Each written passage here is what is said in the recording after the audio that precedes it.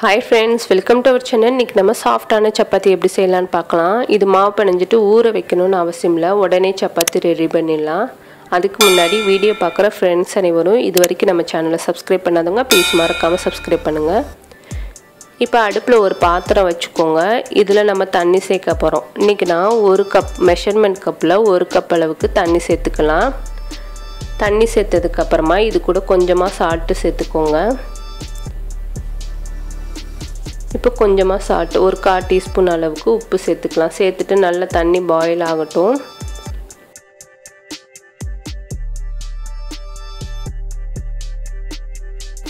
இப்போ நல்லா கொதிக்க ஆரம்பிச்சிருச்சு. இந்த டயத்துல நம்ம எந்த கப்பில் தண்ணி எடுத்தோமோ அதே கப் அளவுக்கு 1.5 கப் மாவு எடுத்துக்கோங்க. 1 கப் தண்ணிக்கு 1.5 கப் மாவு கரெக்டாக இருக்கும். இப்போ நல்லா தண்ணி கொதிச்சதுக்கு அப்புறமா அடுப்பை ஆஃப் பண்ணிடுங்க. ஆஃப் பண்ணிட்டு நம்ம எடுத்து வச்ச கோதுமை மாவை கொஞ்சம் கொஞ்சமாக சேர்த்து நல்லா மிக்ஸ் பண்ணிக்கிற போகிறோம். இந்த மாதிரி ஒரு தடவை பிணைஞ்சு பாருங்க, சப்பாத்திக்கு நல்லா சாஃப்டாக கிடைக்கும். இப்போ நல்லா மிக்ஸ் பண்ணிக்கலாம். மிக்ஸ் பண்ணிவிட்டு அடுப்புலேருந்து ஒன்றே இறக்கி வச்சுருங்க. இது அதிக நேரம் சூட்லேயும் இருக்கக்கூடாது. அதனால் அடுப்புலேருந்து இறக்கிட்டு இந்த மாதிரி ஒரு அகலமான பாத்திரத்தில் நம்ம கலந்து வச்ச மாவை சேர்த்துக்கிற போகிறோம். சேர்த்துட்டு கொஞ்சம் ஆற வச்சுட்டு நல்லா பிணைஞ்சிக்கலாம். இப்போ கொஞ்சம் ஆறிடுச்சு. இதை நல்லா பிணைஞ்சிக்கலாம்.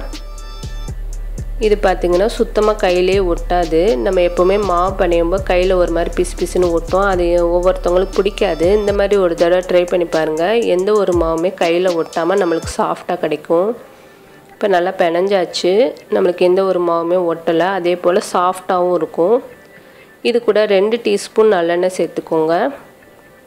நல்லெண்ணெய் சேர்த்துட்டு இன்னும் கொஞ்சம் நேரம் பிணைய போகிறோம்.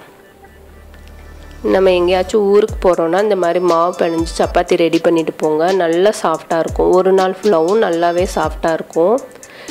இப்போ இன்னும் கொஞ்சம் நேரம் பிணைஞ்சிக்கலாம்.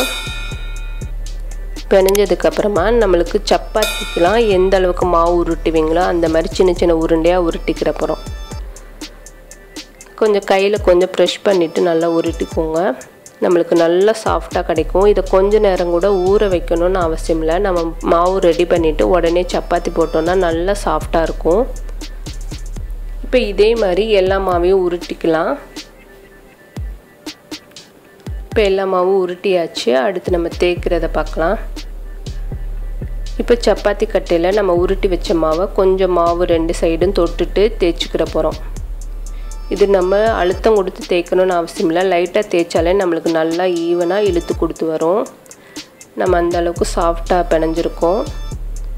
இப்போ எந்த சைடும் தடிமண் இல்லாமல் ஈவனாக தேய்ச்சிக்கோங்க. இதே மாதிரி எல்லாமே ரெடி பண்ணிக்கலாம். இப்போ அடுப்பில் தோசைக்கல்லை நல்லா ஹீட் பண்ணிக்கோங்க. ஹீட் பண்ணிவிட்டு சப்பாத்தி போட்டுட்டு ஒரு சைடு பப்ளிஸ் வரட்டும். அதுக்கப்புறம் திருப்பி போட்டுக்கலாம். எப்போவுமே சப்பாத்தி சுடும்போது அடுப்பை ஹைலேயும் இருக்கக்கூடாது, லோவாகவும் இருக்கக்கூடாது, மீடியமாக வச்சுக்கோங்க. அப்போ தான் எப்போவுமே சப்பாத்தி நல்லா சாஃப்டாக கிடைக்கும்.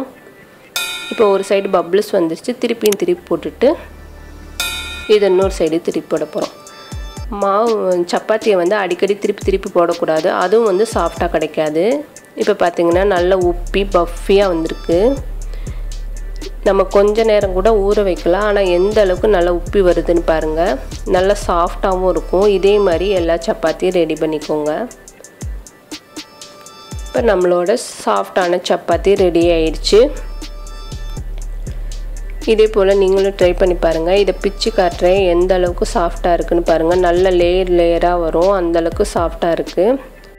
இந்த வீடியோ உங்களுக்கு பிடிச்சிருந்துச்சுன்னா லைக் பண்ணுங்கள், ஷேர் பண்ணுங்கள். மறக்காமல் நம்மளோட சேனலுக்கு சப்ஸ்கிரைப் பண்ணுங்கள். தேங்க்யூ.